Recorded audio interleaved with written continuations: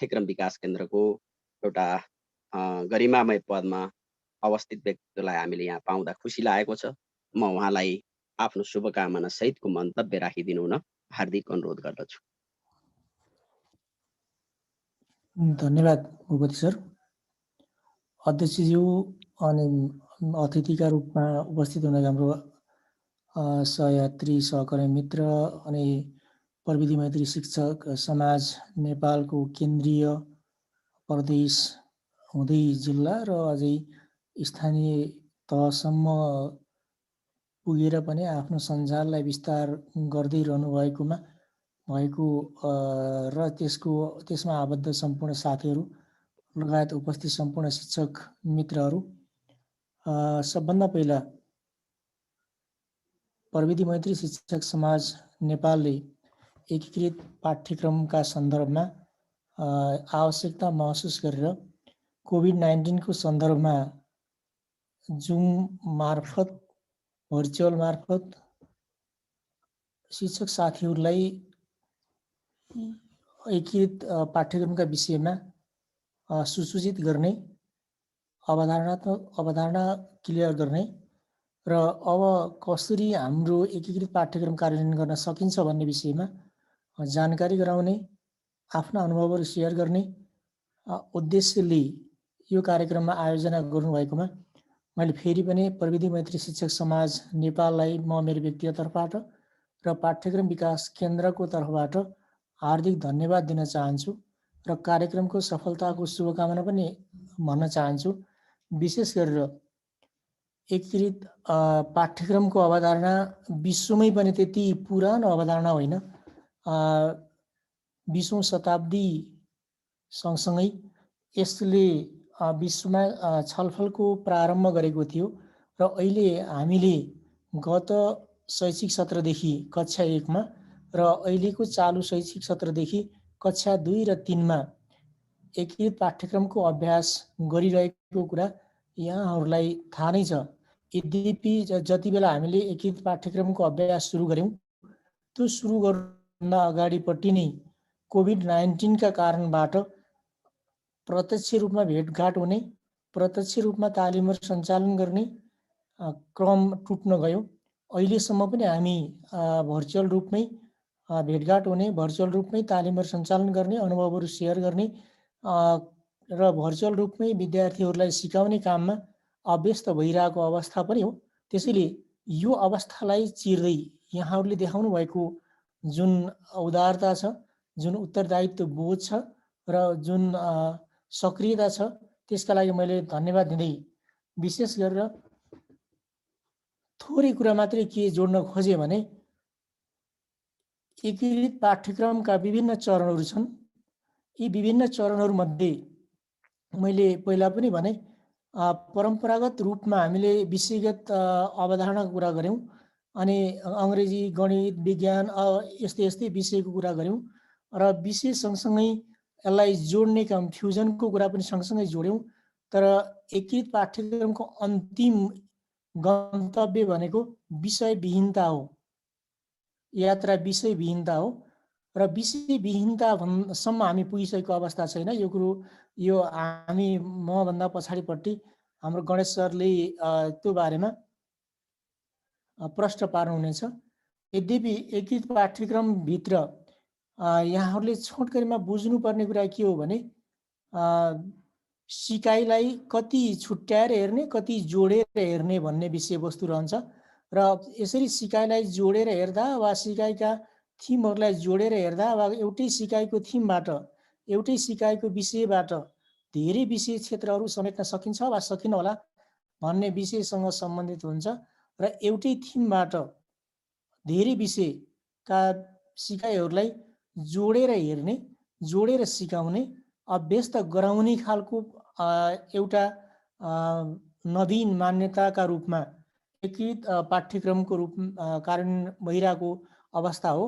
त्यसैले एकीकृत पाठ्यक्रम भन्ने बित्तिकै यहाँहरूले तर्सिहाल्नुपर्ने, डराइहाल्नुपर्ने अनि के होला भनेर अनि अलि बढी सतर्क भइहाल्नुपर्ने अवस्था भन्दा पनि कुनै एउटा थिमबाट, कुनै एउटा विषयवस्तुको शीर्षकबाट धेरै कुराहरू, धेरै विषय क्षेत्रसँग सम्बन्धित कुराहरू, धेरै विषयसँग सम्बन्धित कुराहरू सिकाउन सकिने अवस्था हुन्छ र त्यही थिमबाट नै अनि धेरै विषय क्षेत्रका कुराहरूलाई बालबालिकाको जीवनसँग जोड्ने गरी, बालबालिकाको सक्षमतासँग जोड्ने गरी, बालबालिकाको सिपसँग जोड्ने गरी क्रियाकलाप गराउँदै जाने र अन्ततः बालबालिकालाई सक्षम जीवन जिउन सक्ने बनाउने उद्देश्य नै यसको मूल आधार भएका कारणले यसलाई ठुलो डराइहाल्नुपर्ने, तर्सिहाल्नुपर्ने विषयवस्तुका रूपमा यहाँहरूलाई नलिनका लागि मैले अनुरोध गर्दछु। हुनसक्छ मैले यहाँ भने जस्तै हामीसँग पनि धेरै खालका चुनौतीहरू छन्। बुझाइको एक खालको चुनौती छ, सबैको बुझाइ एकरूपता नभएको अवस्था पनि छ। अनि कतिपय बुझाइ र त्यो बुझाइ अनुसारको अभ्यासमा एकरूपता नभएको अवस्था पनि हुनसक्छ। अनि त्यस्तै प्रविधिकरण र तालिम लगायतका जुन क्रियाकलापहरू हामीले फेस टु फेस मोडबाट जति सहज रूपमा गर्न सक्थ्यौँ, हामी बिस्तारै भर्चुअल रूपमा अभ्यस्त बन्दै त गएका छौँ, तर पूर्ण रूपमा अभ्यस्त भइसकेको अवस्था छैन, जसको कारणले पनि हामीले अपेक्षाकृत रूपमा यो एकीकृत पाठ्यक्रम के, कसरी अनि कुन कुन विषय क्षेत्र जोड्ने, विषय क्षेत्रभित्र जोड्दा कुन कुन विषयवस्तुलाई कसरी अगाडि बढाउने भन्ने विषयमा सहज रूपमा हामीले आफूले बुझ्ने र बुझाउने काम पनि न्यून भएको अवस्था हुनसक्छ। त्यो बाहेक यहाँहरूलाई अर्को कुरा के गरौँ भने एकीकृत पाठ्यक्रमसँग सम्बन्धित विषय नेपालको सन्दर्भमा नितान्त नयाँ अवधारणा हो। हुन त योभन्दा अगाडिपट्टि करिब यो 2061 सालतिर प्रारम्भिक बाल विकासको एउटा पाठ्यक्रम भनेर तयार गरिएको अवस्था थियो। त्यसमा पनि थेमेटिक त थियो, यद्यपि त्यो खासै थेमेटिक रूपमा भए पनि विद्यालय स्तरको पाठ्यक्रमका रूपमा स्वीकार पनि नगरिएको, इसिडीलाई विद्यालय तहभित्रको संरचनाभित्र पनि स्वीकार नगरिएको अवस्था थियो भने अहिलेको पाठ्यक्रमले मात्रै विद्यालय स्तरमा विद्यालय तहका प्रारम्भिक कक्षाहरू कक्षा 1, 2, 3 मा सिकाइलाई व्यवस्थित गर्नका लागि एउटै थिमबाट सामाजिक सिकाउन सकिन्छ, कला सिकाउन सकिन्छ, अनि नेपाली भाषा सिकाउन सकिन्छ, अङ्ग्रेजी भाषा सिकाउन सकिन्छ, गणित पनि सिकाउन सकिन्छ भन्ने मूल मान्यतालाई आधार बनाएर अनि यो पाठ्यक्रम कार्यान्वयन गर्न खोजिएको कुरा यहाँहरूलाई मैले फेरि पनि दोहोऱ्याउन चाहेँ। यद्यपि कतिपय ज्ञानहरू एक अर्कोसँग पर निर्भर हुने, आश्रित हुने, अन्तर सम्बन्धित हुने, अझै भने एउटा ज्ञान अर्को ज्ञानसँग जोडिएको हुने र कतिपय ज्ञानहरू एक आपसमा भिन्न पनि हुने भएका कारणले अघि मैले भने जस्तै विषय विहीनतासम्म हामी पुगिसकेको अवस्था भने छैन। अनि यो कुरा पनि हाम्रो पछाडिको साथीले गर्नुहुनेछ र यसका सन्दर्भमा हामीसँग सामग्रीको पनि न्यूनता छ। सन्दर्भ सामग्री, शिक्षक, निर्देशिका पनि यहाँहरूको हातमा अझै पुगिसकेको अवस्था छैन। अन्य सहयोगी सामग्रीहरू पनि जुन अन्य विषयगत रूपमा पठन पाठन हुने विषयसँग सम्बन्धित सामग्री जति सहज तरिकाले यहाँहरूले प्राप्त गरिरहनु छ सर, छ। हजुर,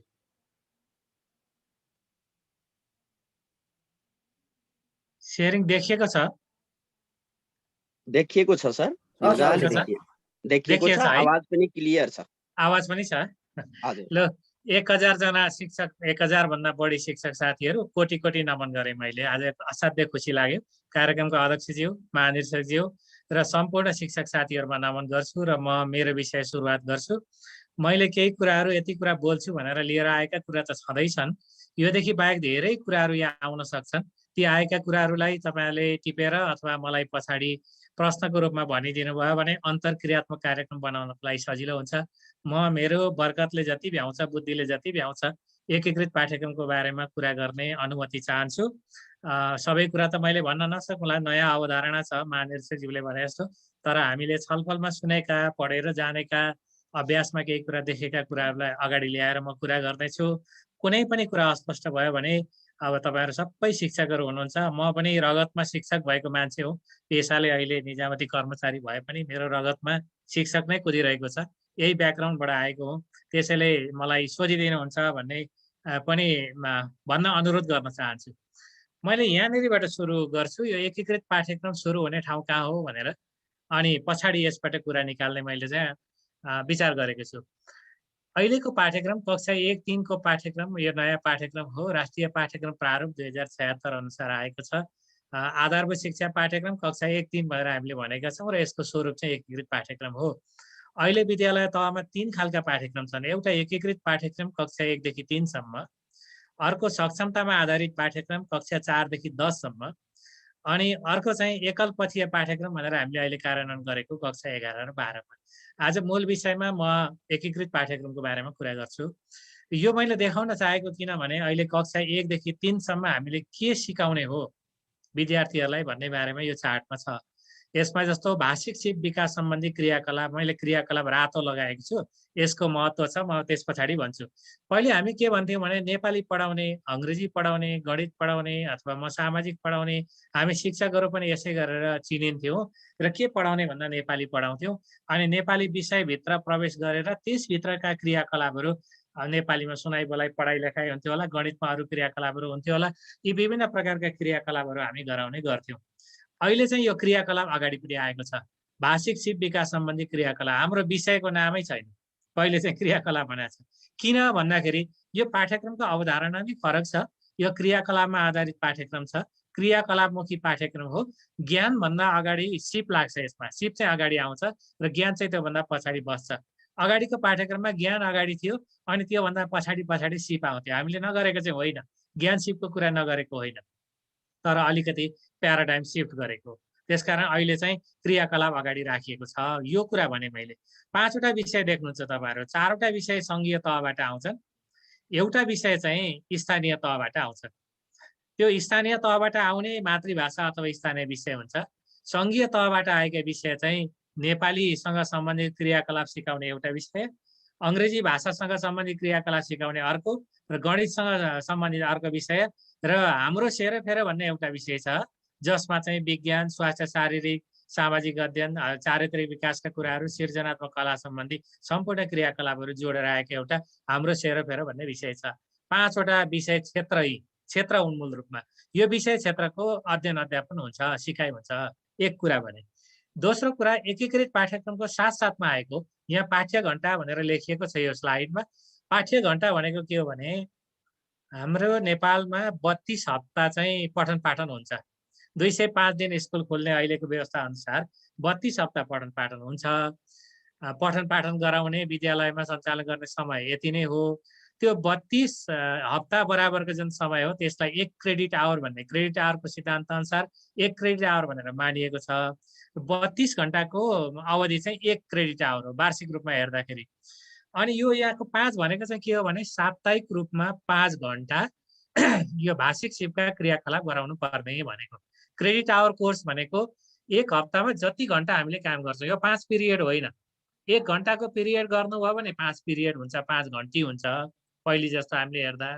यो चाहिँ 5 घण्टा हो। त्यसकारण यहाँ पूर्णाङ्क भन्ने कुरा हुँदैन। पहिलो कुरा, पूर्णाङ्क जति भने पनि हुन्छ। यो भनेको के हो भने मैले 100 वटा क्रियाकलाप गराएँ, त्यसमध्ये विद्यार्थीले 75 वटा जाने अथवा 80 वटा जाने भनेर क्रियाकलाप गन्ती गर्ने हो, अङ्क गन्ती गर्ने होइन। यति अङ्क ल्यायो भनेर भन्ने होइन। त्यसकारण यसको अवधारणा नै अलिकति फरक छ र क्रेडिट आवर बेस कोर्स भएको कारणले 1 हप्तामा हामीले यी साना विद्यार्थीहरूलाई 26 घण्टा सिक्ने क्रियाकलापहरूमा सहभागी गराउँछौँ भन्ने बुझाउँछ। त्यसैले पहिलो एकीकृत पाठ्यक्रमको सुरुवातै यो क्रियाकलापमुखी हो भनेर भन्नु पर्यो। अब दोस्रो कुरा के हो भने यहाँ शिक्षकको अत्यन्त महत्त्वपूर्ण भूमिका हुन्छ। विषयवस्तुको विस्तार गर्ने अथवा शिक्षण विधिहरू चयन गर्ने, शिक्षण प्रक्रियाहरू निर्धारण गर्ने काम शिक्षकले मात्रै गर्छन्। अरूले गर्न सक्ने चाहिँ, अरूले चाहिँ सहयोग मात्रै गर्ने हो। शिक्षक चाहिँ मूल मान्छे हो जसले एकीकरण गर्न सक्छन् अथवा मिलाउन सक्छन्। अलिक पछाडिका स्लाइडमा म केही उदाहरण पनि भन्छु। त्यसकारण यो के हो भने सिकाउने बेलामा शिक्षक केन्द्रमा रहने, सिक्ने बेलामा विद्यार्थी नै केन्द्रमा रहने होइन। शिक्षकले मैले यो सिकाएँ तिमीले यो सिक्नुपर्छ भन्ने होइन कि विद्यार्थीले यो कुरा सिक्न चाहेको छ मैले यो सिकाउनु पर्छ भनेर सुरुवात गर्ने। र यो कार्यान्वयन चाहिँ कक्षा कोठाको 4 वटा दिवारभित्र मात्रै होइन, त्योभन्दा बाहिर निस्किएर कार्यान्वयन हुने। यो चाहिँ समुदायमा पनि कार्यान्वयन हुन्छ, विद्यालयको आँगनमा पनि कार्यान्वयन हुन्छ र अभिभावकहरूको माध्यमबाट पनि यो कार्यान्वयन हुन्छ भनेपछि कार्यान्वयनको क्षेत्र चाहिँ व्यापक भएको पाठ्यक्रम हो भन्नेबाट सुरुवात गरौँ। त्यसको लागि मैले यो पाठ्यक्रमको संरचना राखेँ। अब यस पछाडि एकीकृत पाठ्यक्रम किन चाहियो भन्ने बारेमा केही कुरा गरौँ। किन चाहियो एकीकृत पाठ्यक्रम हामीलाई? छँदै थियो त किन ल्याएको भनेपछि यसका एक दुईवटा सैद्धान्तिक कुरा छन्। त्यो सैद्धान्तिक कुरा भनेको के हो भने सिकाइको खण्डीकरणलाई रोकेर अत्यावश्यक आधारभूत तहको जगलाई मजबुत बनाउने एउटा उद्देश्य राखेको छ यो अहिलेको पाठ्यक्रमले हुँदा। सिकाइको खण्डीकरण भनेको के हो भन्नुभयो भने हामीले योभन्दा अगाडि नेपाली पढायौँ, अङ्ग्रेजी पढायौँ, गणित पढायौँ, विद्यार्थीलाई मैले पढायौँ शब्द प्रयोग गरिरहेको छु। नेपाली विद्यार्थीले जाने, अङ्ग्रेजी विद्यार्थीले जाने, गणित विद्यार्थीले जाने भन्ने हामीले ठान्यौँ। तर नेपाली अङ्ग्रेजीसँग जोडिएन, अङ्ग्रेजी गणितसँग जोडिएन, गणित अर्को सब्जेक्टसँग जोडिएन, भिन्नै भए। यो ज्ञान एउटा भाषामा एउटा विषयमा सिकेको ज्ञान अर्कोमा गएर जोडिएन छ। सिक्न त सिके विद्यार्थीले। यसको परिणाम के हो भने फेरि हाम्रो जीवन चाहिँ जिन्दगीको सिकाइ चाहिँ सबै विषयवस्तु एकै ठाउँमा आउँदो रहेछ। हामीले भात पकाए जस्तो, तरकारी पकाए जस्तो हुँदो रहेछ, अथवा लुगा लगाए जस्तो हुँदो रहेछ। सबै कुराहरू एकै ठाउँ पुगेपछि जिन्दगी पुरा हुने। तर सिकाइ चाहिँ फ्र्यागमेन्टेड, खण्डीकरण भएको कारणले हाम्रो सिकाइले के गर्यो भन्दाखेरि जीवनसँग पुर्याएन, नजिक पुर्याएन, वास्तविक जुन विश्वसँग नजिक पुर्याएन, अलिक पर भएछौँ। र हाम्रा जानेका विद्यार्थीहरू चाहिँ काम गर्नु पर्दाखेरि पनि पर पुग्ने, परीक्षामा लेख्दाखेरि राम्रै लेख्ने, जीवनतिर चाहिँ अलिकति पर भाग्ने, यस्तो खालको हुन लाग्यो भन्ने आएको कारणले त्यसलाई बचाउनको लागि तल्लो तहबाट सुरु गरियो एउटा।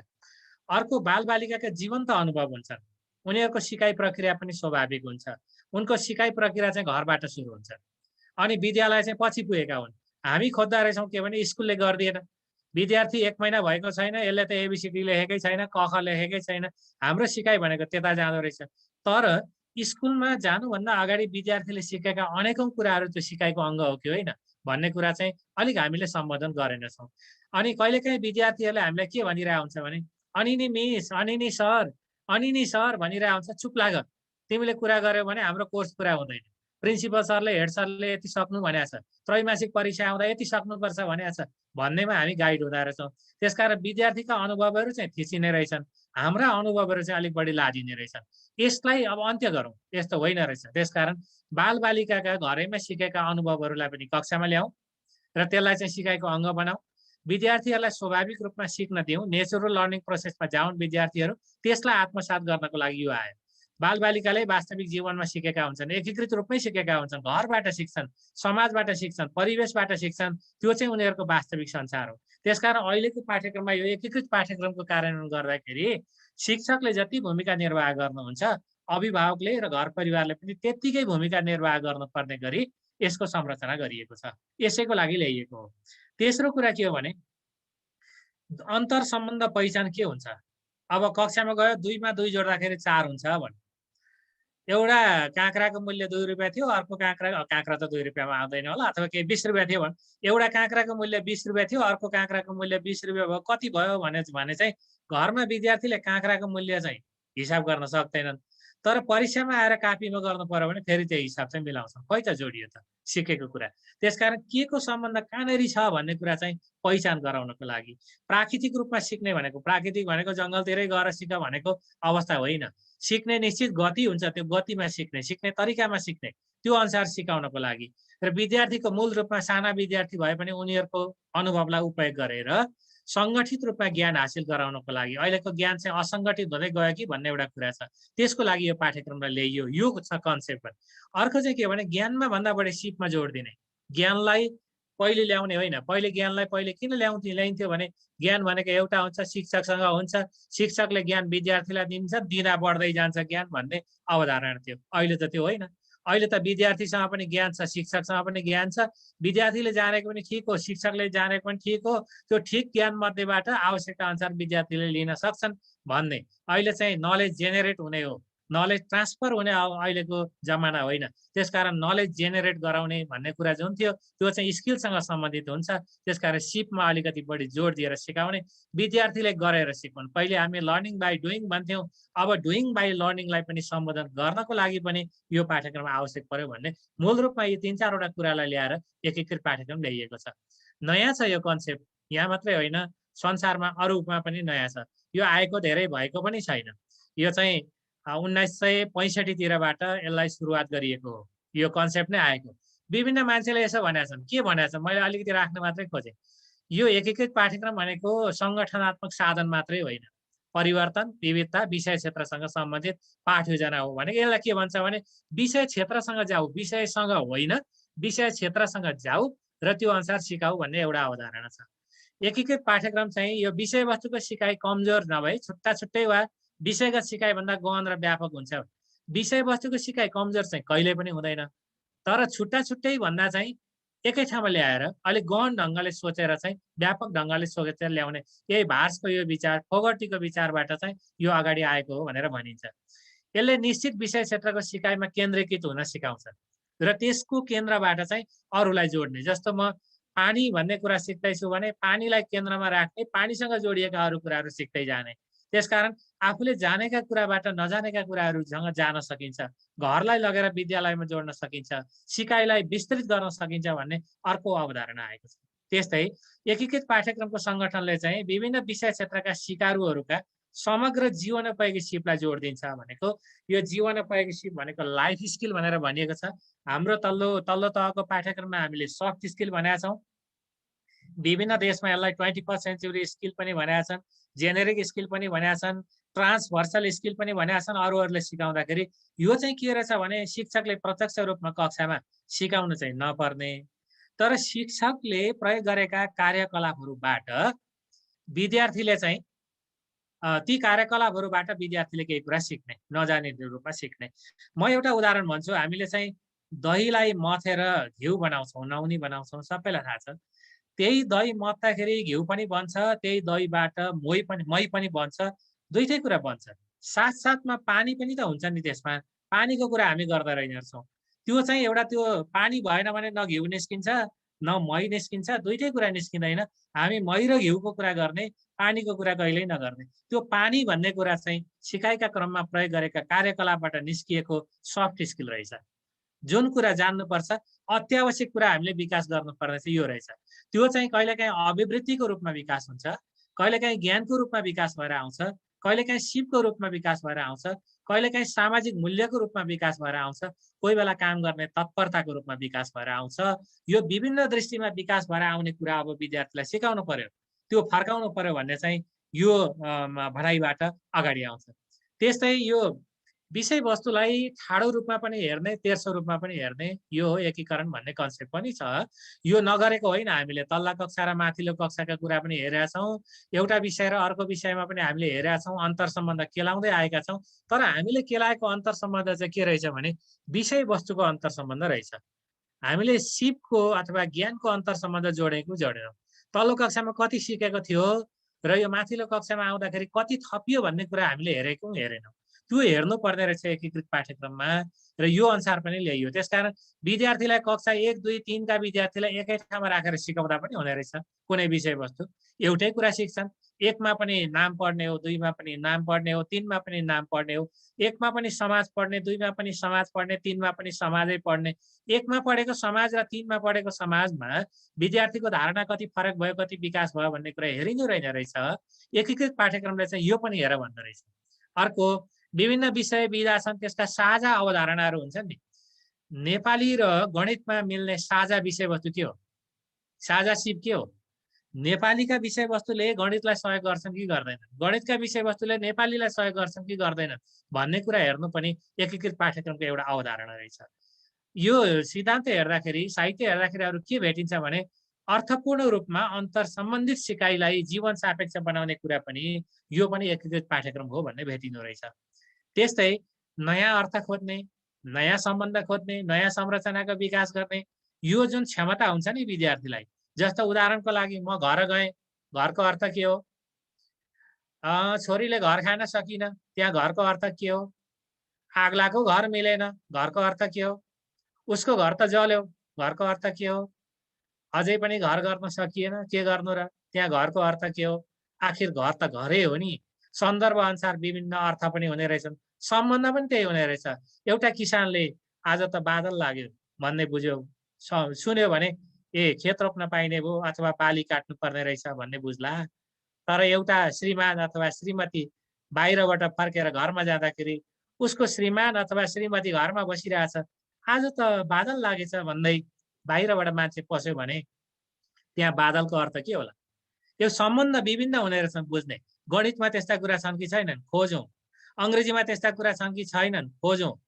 घरमा बाआमाले भनेका कुरा र स्कुलमा सरले भनेका कुरामा त्यस्तो सम्बन्ध भेटियो कि भेटिएन, खोजौँ। यो कुरा एकीकृत पाठ्यक्रमको विस्तृत क्षेत्र हुँदो रहेछ। यसरी हामीले सिकायौँ भने सिकाइ चाहिँ जीवन सापेक्ष हुँदै जाने, सान्दर्भिक हुँदै जाने। त्यसकारण यो जीवन सापेक्ष र सान्दर्भिक सिकाइको समग्र प्रक्रिया पनि एकीकृत पाठ्यक्रमको अवधारणा हो भनेर आउँदो रहेछ। त्यही कुरालाई हामीले अगाडि लिएर आउन खोज्यौँ। यो चाहिँ थियो एउटा सैद्धान्तिक पक्ष। अब त्यो सैद्धान्तिक पक्षलाई हामीले कसरी भन्यौँ, हाम्रो सन्दर्भमा कसरी भन्यौँ भने हामीले चाहिँ सिकाइको सर्वाङ्गीन विकास गर्ने उद्देश्यबाट, सर्वाङ्गीन विकास भन्दा एउटा बाल विकासको सन्दर्भमा भन्यो भने विद्यार्थीको सर्वाङ्गीन विकासको अर्थ उसको शारीरिक, मानसिक, नैतिक, संवेगात्मक आदि विकास हुनु भन्ने बुझिन्छ। पाठ्यक्रमको दृष्टिले विद्यार्थीको सर्वाङ्गीन विकास भनेको चाहिँ उसको संज्ञानात्मक विकास, उसको प्रभावी विकास, उसको मनोक्रियात्मक विकास भन्ने बुझिन्छ। यी दुवै प्रकारका विकास यो गराउनको लागि दुई वा दुईभन्दा बढी अन्तर सम्बन्धित विषयहरूलाई सहसम्बन्धित गर्ने, सिकारुको सक्रियतामा मात्रै सिकाउने, सिकारुको सर्वोच्चतालाई स्वीकार गर्ने, उसको सोभरेन्टीलाई स्वीकार गर्ने र उसैलाई केन्द्रमा राखेर सिक्ने र जीवनसँग आबद्ध गर्दै मैले सिकेको कुरा मेरो जीवनमा कहाँ जोडिन्छ भन्ने कुरा चाहिँ उदाहरणबाट, चित्रद्वारा, विभिन्न व्याख्याद्वारा जोड्दै जोड्दै सिकाउने पाठ्यक्रम चाहिँ एकीकृत पाठ्यक्रम हो भनेर हाम्रो राष्ट्रिय पाठ्यक्रम प्रारूप जस्ता डकुमेन्टहरूले भने। सिकाइलाई बृहत विषयवस्तुमाथि केन्द्रित गराउने यो उद्देश्यले अर्थपूर्ण रूपमा संयोजन गर्ने विषयवस्तुहरूलाई हामीले कक्षामा विद्यार्थीहरूको लागि अगाडि प्रस्तुत गरेका जुनसुकै विषयवस्तु र क्रियाकलापहरूलाई अर्थपूर्ण रूपमा संयोजन गर्नुपर्छ भन्ने त्यो खालको पाठ्यक्रम चाहियो भनेर यसलाई निर्माण गरिएको अर्को प्रसङ्ग हो। त्यस्तै विभिन्न विषय क्षेत्रका सिकाइ सक्षमताहरू एउटै पाठ्यक्रममा समावेश गरेर कसरी सिकाउने। अब सिकाइ सक्षमता भनेको के हो? यहाँ 1000 भन्दा बढी शिक्षक साथीहरू हुनुहुन्छ, तपाईहरुले मनन गर्नु होला कम्पिटेन्सी अथवा सक्षमता भनेको के हो, के बुझ्नु भएको छ। म सजिलो तरिकाले भन्ने प्रयत्न गर्छु, तपाईको र मेरो कुरा मिल्न सक्छ। यो भनेको एकजना नर्सले सुई लगाए जस्तै हो। उनले 40% ज्ञान हासिल गरेर सुई लगाइन् भने, अझ यो कोभिडको बेलामा त्यसरी सुई लगाइयो भने हाम्रो हालत के हुन्छ होला। 50% जानेर कसैले हवाईजहाज उडायो भने त्यो हवाईजहाज उडाउँदा के होला त्यहाँ बस्ने यात्रुहरूको हालत। अब कक्षा कोठामा पनि हामीले 40% अथवा B+ अथवा C+ अथवा C अथवा D ल्याउने गरी मात्रै सिकायौँ भने जिन्दगीको अवस्था के होला ती विद्यार्थीको। अब तपाईले भन्नुहुन्छ सक्षमता भनेको जे कुरा सिकाउने हो 100% सिकाउने। तपाईले भात खानु पर्यो भने पनि 100% सिक्नुपर्छ। लुगा लाउँदा 40% लाउन जानेर हुँदैन। जे काम गर्दा पनि 100% जान्नुपर्छ जिन्दगीमा भने सिक्ने कुरामा पनि त 100% सिक्नु पर्यो नि। त्यसैले पाठ्यक्रमका माध्यमबाट 100% सिकाउने अवधारणा चाहिँ एकीकृत पाठ्यक्रम हो। जे सिकाउने हो, ठुलो कुरा सिकाउन आवश्यक छैन। तपाईले क लेख्न सिकाउनुहुन्छ भने 100% सिकाउनुस्। एउटा शब्दको अर्थ सिकाउनुहुन्छ भने 100% सिकाउनुस्। सानो कुरा सिकाउँ बरु, ठुलो कुराको अपेक्षा नगरौँ। तर विद्यार्थीले जुन ज्ञान, जुन सिप सिकिरहेको हुन्छ 100% सिक्नुपर्छ भन्ने अवधारणाबाट आएको। अब चाहिँ तिम्रै छोराले जान्दैन, तिम्रै छोरीले जान्दैन, मैले के गरौँ भनेर शिक्षक साथीहरूले धर पाउने अवस्था छैन यो पाठ्यक्रममा। मैले तपाईका सन्तानलाई, तपाईका छोराछोरीलाई सिकाउँछु भनेर जानु पर्यो कक्षा कोठामा। उसले सिक्न चाहेको कुरा म सिकाउँछु भनेर तयार भएर जानु पर्यो। अब चाहिँ शिक्षकले पढ्ने हो, विद्यार्थीले पढ्ने होइन। विद्यार्थीले सिक्ने हो, विद्यार्थीले सिक्ने हो र तपाईले सिकाउने हो भने तपाईले जे कुरा सिकाउनुहुन्छ विद्यार्थीले त्यही कुरा सिक्छन्। उनीहरू कहिल्यै फेल हुँदैनन्, उनीहरू कहिल्यै कमजोर हुँदैनन्। कमजोर हुन्छ त शिक्षक कमजोर हुन्छ, फेल हुने हो त शिक्षक फेल हुने हो। अबको पाठ्यक्रम भनेको त्यस्तो हो।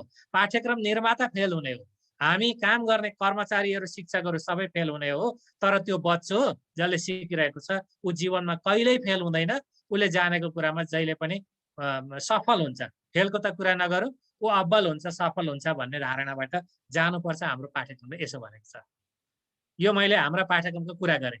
अब किन यसो भनेको त, किन चाहियो त यो, यसले के रोक्छ त तपाईहरुले भन्न सक्नु होला। यो भनेको के हो भने यसले सिकाइको खण्डीकरणमा रोकावट ल्याउँछ। पहिलो कुरा चाहिँ सिकाइको खण्डीकरणमा रोकावट भनेको खण्ड खण्डमा सिक्ने कुरा रोकिन्छ। अलिकति नेपालीमा सिक्यो, अलिकति गणितमा सिक्यो, अलिकति सामाजिकमा सिक्यो, सिकाइ त सिकाइ भयो, कहिले पनि जोडिएन। तर तपाईँले एउटा रुख हेर्नुहोस्, जरा काण्ड र त्यसका हाँगाबिगा जोडिएन भने रुखको मूल्यै छैन। मान्छे सम्झ्यौँ, हात खुट्टा शरीर र टाउको जोडिएन भने मूल्यै छैन। त्यसकारण सिकाइमा पनि त्यो जोडिनु पर्यो। हामीले सिकेका विषयवस्तु जोड्छ यसले, पहिलो कुरा यो। दोस्रो कुरा चाहिँ सहकार्यलाई बढावा दिन्छ यस्तो। यो सहकार्य भनेको 2-3 दृष्टिमा सोचिएको छ एकीकृत पाठ्यक्रममा। एउटा के हो भने शिक्षक र शिक्षकले सहकार्य गर्नु पर्यो। एउटा शिक्षक अलिकति जान्ने हुन्छ त्यही विषयमा, अर्को अलिकति नजान्ने होला, हामीले छलफल गर्न लजाउनु भएन। गणित शिक्षकले एउटा कुरा जानेको हुन्छ, गणित पढाउनेले, नेपाली पढाउनेले अर्को कुरा जानेको हुन्छ, विषयगत रूपमा छलफल गर्न लजाउनु भएन हामीले। अर्को कुरा चाहिँ यो सहकार्य गर्ने बेलामा, मेरो स्लाइडमा कतैबाट केही भयो। अर्को कुरा यो सहकार्यको बढावा भनेको दुईजना विद्यार्थी पनि हुन्छ, एउटा जान्ने विद्यार्थी, अर्को अलिकति नजान्ने विद्यार्थी भनेर हामीले ठान्यौँ भने ती दुई विद्यार्थीको बीचमा पनि सहकार्य हुन सक्छ, जान्नेको बीचमा पनि हुन सक्छ। यो विद्यालय सञ्चालक, प्रधानाध्यापक र शिक्षकको बीचमा पनि हुन सक्छ, र एकजना शिक्षक र अभिभावकको बीचमा पनि हुन सक्छ, र विद्यार्थी र अभिभावकको बीचमा पनि यो सहकार्य हुन सक्छ। कोलाबोरेसन चाहिँ धेरै ठाउँमा हुन सक्छ। अहिलेको पाठ्यक्रमले यो सबै, मैले अहिले भने शिक्षक बीचमा, शिक्षक र विद्यार्थी बीचमा, विद्यार्थी र अभिभावक बीचमा, यो सबै बीचमा सहकार्य हुने गरी पाठ्यक्रम ल्याइएको छ। सहकार्यको भावना बढ्छ। त्यसकारण एकजनाले सिकेको केही पनि सिकाइ होइन, दुईजनाले सिकेको अलिकति सिकाइ हो, तीनजना अब एकै ठाउँमा भएर सिक्यो भने त्यो सम्पूर्ण सिकाइ हो भन्ने एउटा अवधारणा पनि छ। त्यसकारण यो 2-3 जना बढीले छलफल गरेर सिक्ने खालको सहकार्यमा आधारित पाठ्यक्रम पनि हो, यो ल्याउँछ। अब अर्को जीवन्त अनुभवसँग जोडिन्छ। हाम्रा विद्यार्थीले घरमा अनुभव गरेका, तपाईँलाई अनुभव छ नि, स्कुलमा आउनुभन्दा अगाडि विद्यार्थीले कति धेरै सिकेको हुन्छ। बोल्न तपाईँले सिकाएको होइन, सुन्न तपाईँले सिकाएको होइन, 100औं शब्दहरू तपाईँले सिकाएको होइन, आमा बाले घरमै सिकाएको हो, व्यवहार तपाईँले सिकाएको होइन, घरमै सिकाएको हो। तपाईँ हामीभन्दा ठुलो शिक्षक घरमै हुनुहुन्छ। त्यसकारण अब आमा बाबुलाई पनि शिक्षकको रूपमै मान्नुपर्छ। उहाँहरूले सिकाइदिएका कुराबाट अगाडि ल्याउने काम स्कुलले गर्नुपर्छ। त्यसकारण जीवन्त अनुभवसँग जोड्ने हो एउटा पाटो। अर्को कुरा के हो भने विद्यार्थीले घरमा देखेको हुन्छ, काँक्रा फर्सी देखेका हुन्छ, चराचुरुङ्गी देखेका हुन्छ, गाईबस्तु देखेका हुन्छ, त्यसबाट किन सुरु नगर्ने सिकाइ सुरु गर्दाखेरि परिवेशलाई किन नलिने, घर परिवारलाई किन नलिने भन्ने कुरा पनि यसमा आउन सक्छ। अर्को विद्यार्थी स्वगतिमा सिक्छ, आफ्नै गति हुन्छ सिक्ने, कसैको ढिलो हुन्छ, कसैको छिटो हुन्छ। एउटा विषयमा ढिलो होला, अब म तपाईँहरूसँग बोल्दैछु, यो विषयमा अलिकति जानेर बोलेको हुँ, तर मलाई हवाईजहाज उडा भन्यो भने त म त शून्य छु नि, त नजान्ने भन्ने हुन्छ। मैले एउटा पाटो जानेको हुन्छ, उसले अर्को पाटो जानेको हुन्छ, शिक्षकले एउटा पाटो जानेको हुन्छ, विद्यार्थीले अर्को पाटो जानेको हुन्छ। त्यो पाटोमा विद्यार्थी शिक्षकभन्दा अगाडि हुन सक्छ। त्यसकारण त नजान्ने, त ढिलो सिक्ने भनेर भन्नु हुँदैन। उनका आफ्नै गतिमा सिक्न दिनु पर्यो र क्रियाकलापमा विविधता गर्नु पर्यो, भिन्नै प्रकारका क्रियाकलाप गर्नु पर्यो, अनि सिक्न सक्छन् भन्ने यो कुरा यो पाठ्यक्रमले ल्याउँछ। अर्को चाहिँ योजनाबद्ध सिकाइ हुन्छ भनेको नेपालीमा पढेको कुन विषयले अङ्ग्रेजीमा सहयोग गरिरहेछ, नेपालीमा सिकेको कुन विषयले गणितमा सहयोग गरिरहेछ, गणितमा पढेको कुन विषयले नेपालीमा सहयोग गरिरहेछ। अहिले यो ट्रान्सफर भएको छैन, तर तल्ला कक्षाहरूमा कक्षा शिक्षण होस् अथवा विषय शिक्षण होस्, जेसुकै भए पनि एउटा विषयले अर्को विषयलाई सहयोग गर्नुपर्छ भन्ने कुरा चाहिँ यो पाठ्यक्रमले ल्याउन सक्छ भन्ने चाहिँ यसको लक्ष्य यो। अर्को विद्यालय र समुदायको सहसम्बन्ध अत्यन्त राम्ररी विकास हुन्छ, शिक्षक र अभिभावकको सम्बन्ध विकास हुन्छ भने शिक्षकलाई केही बाटोमा सहयोग गर्दैन हुन्छ सिकाइको लागि, र घरमा पनि यो एकीकृत पाठ्यक्रम घरमा पनि लागू हुन्छ। कसरी लागू हुन्छ भन्नु होला, कुनै पाठ छ त्यहाँ कहिलेकाहीँ बाआमालाई सोधा भनेको छ, कुनै पाठ चाहिँ आफ्नै गाउँको जस्तो बनाएर बनाइदिएको छ, यो कुरा चाहिँ घरमा गएर बाआमालाई सुनाएर उहाँले के भन्नुहुँदो रहेछ, भोलि मलाई सुनाऊ है भनिदियो भने त सो त घरमा पुगिहाल्छ नि, बाआमाले अर्को कुरा थपिदिनुहुन्छ नि, त्यसलाई कक्षामा ल्याउन पाइन्छ नि त। त्यसकारण यो यहाँ लेखेको 5-6वटा कुराको लागि एकीकृत पाठ्यक्रम आएको हो भन्ने छ। अब संसारमा यो अवधारणालाई लिएर जाँदाखेरि मूल रूपमा अहिले चलेका 4वटा अवधारणाहरू छन्। यो 4वटा अवधारणालाई एउटा डिसिप्लिनरी मोडल, एउटा मल्टिडिसिप्लिनरी मोडल, एउटा इन्टरडिसिप्लिनरी मोडल र अर्को यो ट्रान्सडिसिप्लिनरी मोडल भनेर 4वटा मोडुलहरू छन्। यसको बारेमा अलिकति कुरा गर्छु म। पहिलो विधागत अथवा विषयगत मोडुल भनेको चाहिँ के हो भने यो धेरै पहिलेदेखि सुरु भएको हाम्रो सिकाइ नै यही हो। हाम्रो नेपालमा पनि अब 11 सालमा पाठ्यक्रम बन्यो कि बनेन, 18 सालमा बन्यो भनिन्छ, भेटिएको चाहिँ छैन, मैले देखेको छैन। 21 सालमा बनेको पाठ्यक्रम हामीले देखेका छौँ। त्यहाँभन्दा पछाडि बनेका सबै पाठ्यक्रमहरूमा नेपाली विषय, अङ्ग्रेजी विषय भन्दै भन्दै आएका विषय चाहिँ विधागत अथवा विषयगत स्वरूपमा छन्। यो भित्र एउटा एकीकरण भएको हुन्छ। यो एकीकरण भनेको के हो भने अब नेपालीको पाठ्यक्रममा कथा राखेका हुन्छ, कविता राखेका हुन्छ। कथा र कविता नितान्त भिन्न विषयवस्तुहरू हुन्, तर एउटै पाठ्यक्रममा आएका छन्। गणितमा अङ्कगणित र बीजगणित सँगै राखेको हुन्छ, भिन्न भएर पनि एकै ठाउँमा आए। अनि त्यस्तै विज्ञानमा जीव विज्ञान, भौतिक विज्ञान भिन्न भिन्न विषयवस्तु एकै ठाउँमा आएको हुन्छ। यो पनि एउटा एकीकरणको स्वरूप हो भनेर मान्दै मान्दै आएका थियौँ। हामीले चाहिँ 1960-65 तिरसम्मको विश्वमा अन्ततिर त्यसलाई यही हो भन्दै मान्दै आएका थिए उनीहरूले पनि। त्यस पछाडि अरू अध्ययन भयो, यो त एकीकरणको कुरो त होइन रहेछ, कम एकीकरण भएको रहेछ यो भन्ने कुरा आयो। त्यस पछाडि आएका अध्ययनहरूमा एउटा बहुविषयक मोडुल भन्ने आएको छ। यो बहुविषयक मोडुल भनेको चाहिँ के हो भने विषय चाहिँ हुन सक्छन्, राख्न पनि सकिन्छ। नेपाली, अङ्ग्रेजी, गणित भनेर विषय राख्न पनि सकिन्छ, नराख्न पनि सकिन्छ विषय। यदि विषय राखियो भने पनि ती प्रत्येक विषयहरूमा पढाउने कुराहरू चाहिँ उस्तै उस्तै हुनुपर्छ। यसको लागि विषयभन्दा माथि उठेर चाहिँ थीमको कुरा गर्नुपर्छ। थीम भनेको विषय क्षेत्र हो। सबभन्दा पहिले विद्यार्थीलाई के सिकाउने भनेर विषय क्षेत्र निर्धारण गर्नुपर्छ भन्ने अवधारणा छ यसमा। अब विषय क्षेत्र विभिन्न हुन सक्छ। जस्तो उदाहरणको लागि पानी भन्ने विषय क्षेत्र हामीले राख्यौँ अरे, अथवा बोट बिरुवा भन्ने विषय क्षेत्र राख्यौँ। यो बोट बिरुवा भन्ने विषय क्षेत्र चाहिँ कुन चाहिँ विषयको होला? नेपालीको हो कि अङ्ग्रेजीको हो कि गणितको हो कि सामाजिकको हो कि स्वास्थ्यको हो कि वातावरणको हो कि के को हो? पानी के को हो भन्यो भने झट्टै हामीले भन्न सक्दैनौँ। त्यो नसक्ने गरी पहिले विषय क्षेत्र निर्धारण गर्ने, अनि ती विषय क्षेत्रहरू कुन कुन विषयमा लगेर राख्न सकिन्छ भन्ने निर्धारण गरेर त्यहाँ लगेर घुसाइदिने। अहिले हामीले यो पाठ्यक्रममा एउटा काम यो गरिएको छ। यसमा कक्षा 1 देखि 3 सम्म पढाउनु सिकाउनु पर्ने विषयवस्तु भनेर 19 वटा विषय क्षेत्र राखिएको छ। त्यसलाई थीम भनिएको छ। ती 19 वटा थीम मध्ये केही थीमहरू सबै विषयमा गएका छन्, सबैको लागि चाहिने भन्ने भयो। केही थीमहरू 3टा विषयमा मात्रै गएका छन्, केही 2टामा मात्रै गएका छन्। यसरी पहिले थीम, सिकाउनु पर्ने विषय क्षेत्र निर्धारण गर्ने अनि त्यसलाई विषयमा ल्याउने। पहिले विषय निर्धारण गर्ने होइन, विषय निर्धारण गरेर विषयवस्तु खोजी गर्ने होइन, विषयवस्तु पहिले खोजी गरेर विषयमा लगेर फिट इन गर्ने यो मोडुल चाहिँ बहुविषयक मोडुल भन्ने रहेछ। हामीले यसमा अहिले पाइला टेक्न खोजेको यो दोस्रो स्टेप हो। र तेस्रो स्टेप के भने अन्तर्विषयक भन्ने छ। यो अन्तर्विषयक भनेको चाहिँ अनेकौं विषय क्षेत्रहरू हुन सक्छन्। तिनीहरूलाई एकै ठाउँमा ल्याएर सिकाउँदाखेरि राम्रो हुन्छ।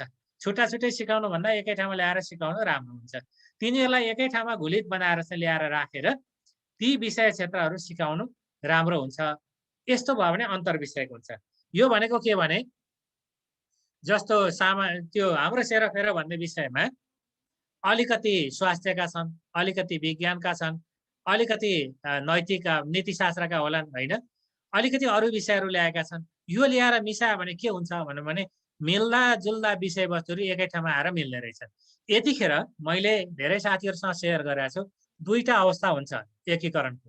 एउटा भनेको चिया बनाए जस्तो हुन्छ, अर्को भनेको सलाद बनाए जस्तो हुन्छ भन्छु म साथीहरूसँग। मैले सेयर गरेको विषय फेरि आज पनि गर्छु। चिया पकाउने बेलामा चिनी हाल्यो, चियापत्ती हाल्यो, पानी हाल्यो, दुध हाल्यो, सबै चिज हाल्यो, अनि मैले चिया खाएँ भन्यो।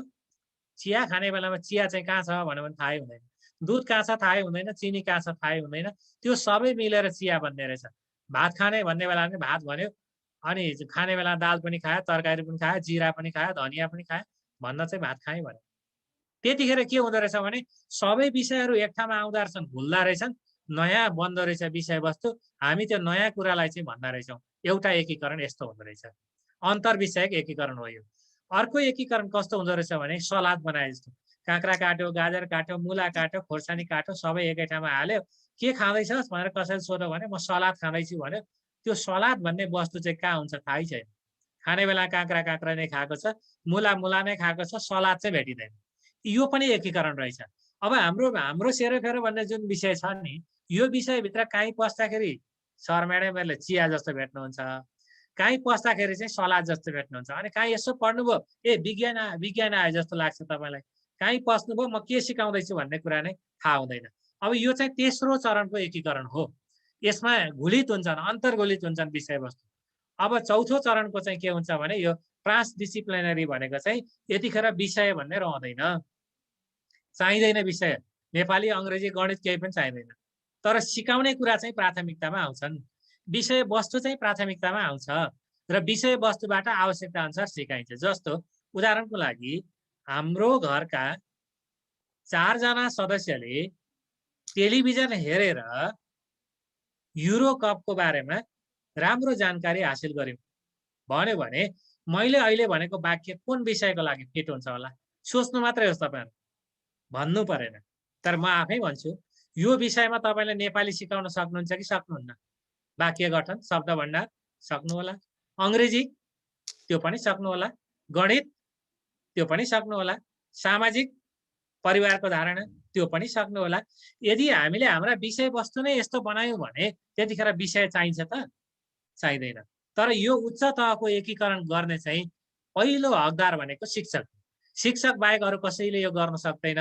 पाठ्यक्रममा विषय वस्तु राखिदिएर पनि हुँदैन, पाठ्यक्रम राम्रो बनाएर पनि हुँदैन, किताब राम्रो बनाएर पनि हुँदैन। सबभन्दा महत्त्वपूर्ण यो पाठ्यक्रम ट्रान्सफर भएर सिकाइ उपलब्धिमा जाने, पाठ्यक्रमको अवधारणा रूपान्तरण भएर जीवनसँग जोडिने ठाउँ भनेको कक्षा कोठा हो र त्यसलाई जोड्ने सबैभन्दा ठुलो विद्वान व्यक्ति, जान्ने मान्छे गुरुदेवहरू नै हो, शिक्षकहरू नै हो।